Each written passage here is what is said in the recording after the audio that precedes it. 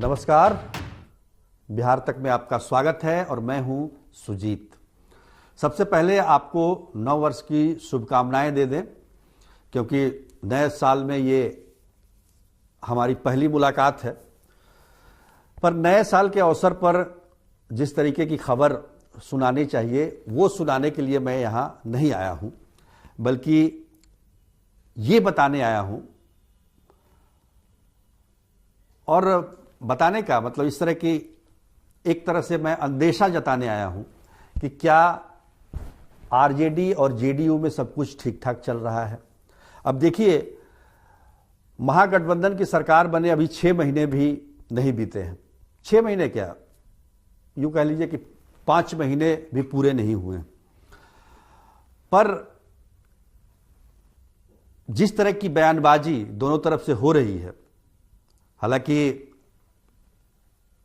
इसमें पूरी party involve नहीं है, लेकिन कुछ विधायकों की जो बयानबाजी चल रही है उसको लेकर दोनों पार्टियों में तनातनी भी बढ़ती जा रही है और ये अच्छा संकेत नहीं माना जाएगा।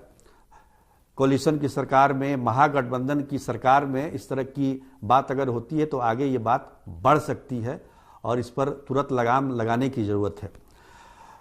बात की शुरुआत होती है पूर्व कृषि मंत्री और आरजेडी के विधायक सुधाकर सिंह के बयान से, जो उन्होंने नीतीश कुमार पर दिया।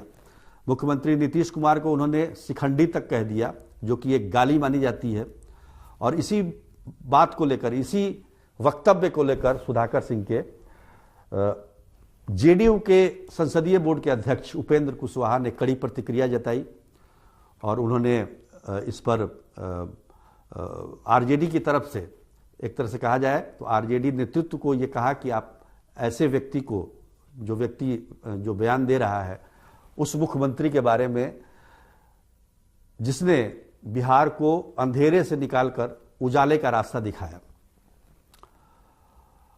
इस पर आरजेडी की तरफ से प्रतिक्रिया बड़ी ठंडी सी आई, जो कि उपेंद्र कुशवाहा को नागवार गुजरा।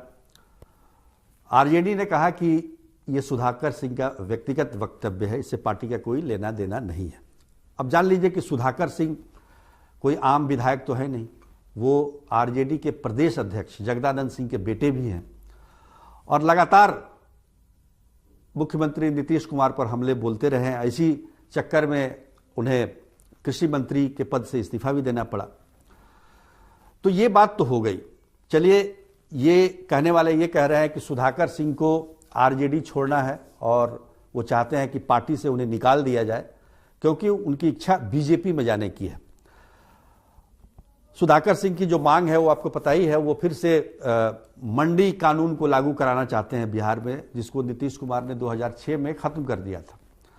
और मंडी कानून, जो कृषि कानून आया था केंद्र सरकार का, जिस पर किसानों ने काफी हंगामा किया था, इसी मंडी कानून को खत्म करने के लिए किसानों का आंदोलन हुआ था और अंततः प्रधानमंत्री नरेंद्र मोदी को वो जो कानून है वापस लेना पड़ा। तो सुधाकर सिंह उसी मुहिम को लेकर चले हैं और लगातार नीतीश कुमार को निशाने बना रहे हैं। उन्होंने यहां तक कह दिया कि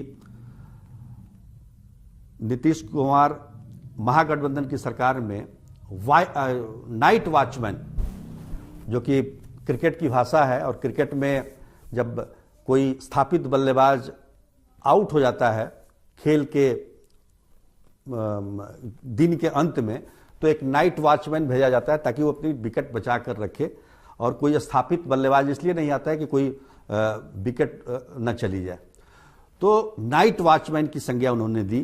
तो ये जेडीयू को कहीं से भी बर्दाश्त नहीं हुआ और इस पर क्रिया चल रही है।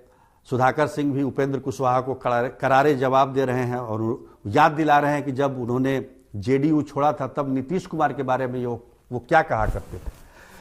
देखिए, ये शुरुआत ऐसे ही होती है, किसी भी गठबंधन में दरार पड़ने की शुरुआत ऐसे ही होती है और इसकी शुरुआत लगभग हो चुकी है।